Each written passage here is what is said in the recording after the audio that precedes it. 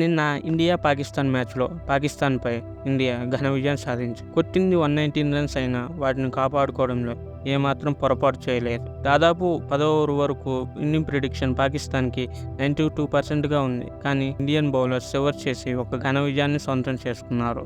దీంతో 4 పాయింట్స్ గెలిచి టేబుల్ టాప్లో నిలిచింది. ఈ మ్యాచ్లో విజయంతో సూపర్ 8లోకి దాదాపు ఇండియా అడుగుపెట్టినట్టే.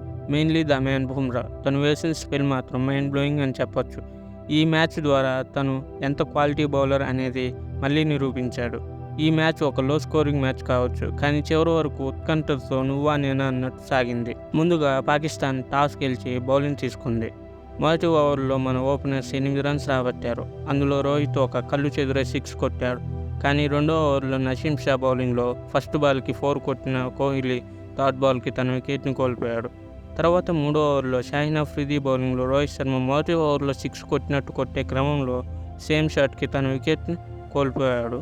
రోహిత్ అవుట్ అయిన తర్వాత అక్షర్ని పంపడం ఇండియాకి బాగా వర్కౌట్ అయిందని చెప్పొచ్చు.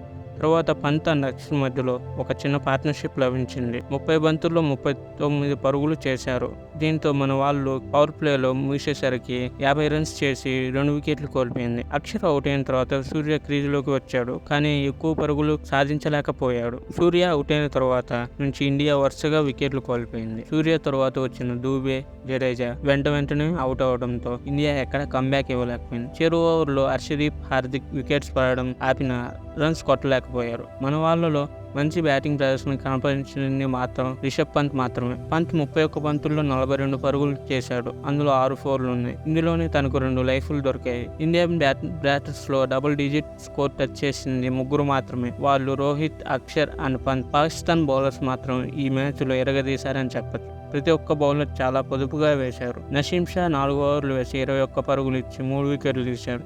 హరీష్ రావు 3 ఓవర్లు వేసి 21 పరుగులు ఇచ్చి 3 వికెట్లు ఇచ్చారు. వారితో పాటు మహమ్మద్ అమీర్ 4 ఓవర్లు వేసి 23 పరుగులు ఇచ్చి 2 వికెట్లు తీశారు. దానితో షాహీన్ అఫ్రిది కూడా 4 ఓవర్లు వేసి 29 పరుగులు ఇచ్చి 1 వికెట్ తీశారు. పాకిస్తాన్ స్పిన్నర్స్ వికెట్స్ తీయలేకపోయినా చాలా పొదుపుగా వేశారు. ఇమాద్ వసీం 3 ఓవర్లో 17 పరుగులు ఇచ్చి అతనితో పాటు ఇఫ్తిఖర్ అహ్మద్ 1 ఓవర్ వేసి 7 పరుగులు మాత్రమే ఇచ్చాడు. హరీష్ రాఫ్ తన మొదటి ఓవర్లో 12 పరుగులు ఇచ్చిన తర్వాత కూడా 2 ఓవర్లలో కంబ్యాక్ చేసి 3 వికెట్లు తీశాడు. బట్ నసీం షా మాత్రం అదిరిపోయే బౌలింగ్ చేసి మన మిడిల్ ఆర్డర్ని షేక్ చేశాడు. పాకిస్తాన్ ఎప్పుడు బౌలింగ్లో అదరకొడుతుందని మళ్ళీ నిరూపించారు. పాకిస్తాన్ వాళ్ళ బౌలింగ్ 11వ ఓవర్ వరకు ఒక విధంగా ఉంటే 11వ ఓవర్ తర్వాత నుంచి మరొకలా ఉంది. దీంతో వాళ్ళు మన ఇండియన్ బ్యాటర్స్ని 119 రన్స్కే ఆల్అౌట్ చేశారు. ఇక పాకిస్తాన్ బ్యాటింగ్ విషయానికి వస్తే పాకిస్తాన్ ఓపెనర్స్ రిజ్వాన్, బాబర్ ఆజం మధ్య ఒక చిన్న పార్ట్నర్షిప్ బిల్డ్ అవుతుంది. 5వ ఓవర్లో బుమ్రా బౌలింగ్లో బాబర్ ఆజం క్యాచ్ అవుట్ అయ్యాడు. దానికి ముందే రిజ్వాన్కు ఒక లైఫ్ దొరికింది, అది కూడా బుమ్రా బౌలింగ్లోనే. రిజ్వాన్ మంచిగా ఆడుతున్నాడు, కానీ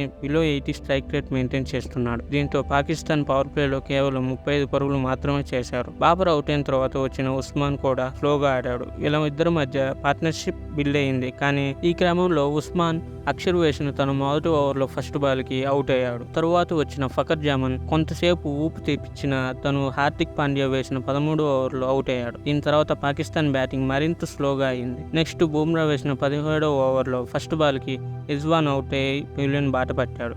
దీంతో పాకిస్తాన్ బ్యాటర్స్ రెగ్యులర్ ఇంటర్వెల్స్లో వికెట్స్ కోల్పోయారు. దీనివల్ల రన్స్ రావడం తగ్గి రిక్వైర్డ్ రన్ రేట్ పెరిగింది. చివరి 18 బంతులకు 30 పరుగులు కొట్టాలి. 18వ ఓవర్ సిరాజ్ వేసి 9 పరుగులు మాత్రమే ఇచ్చాడు. దీంతో 2 ఓవర్లకి అంటే 12 బంతులకి 21 పరుగులు చేయాలి పాకిస్తాన్. 19వ ఓవర్లో బుమ్రా వేసి కేవలం 3 పరుగులు ఇచ్చి చివరి బంతికి ఇఫ్తిఖర్ అహ్మద్ వికెట్ తీశాడు. చివరి ఓవర్కి 18 పరుగులు కావాలి.